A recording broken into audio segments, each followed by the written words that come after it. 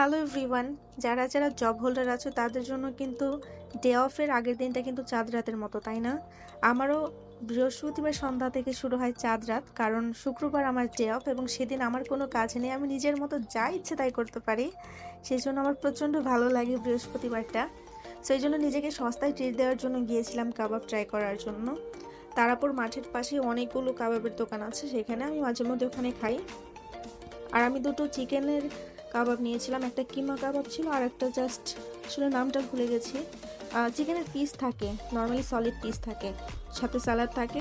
স্যালাডটা কাঁচামরিচ আর আরও কিছু মশলা দিয়ে আসলে মিক্স করা থাকে, বেশ ভালোই লাগে, খুব আহামরি না হলেও যথেষ্ট ভালো। এই হচ্ছে দোকানটা। আর দোকানটার লোকেশন তারাপুর মাঠের এক সাইডে, এবং যেখানটায় 50F ছিল এখন এখন অন্য একটা রেস্টুরেন্ট হয়েছে সেই জায়গাটাই, তার পাশের দোকানটা।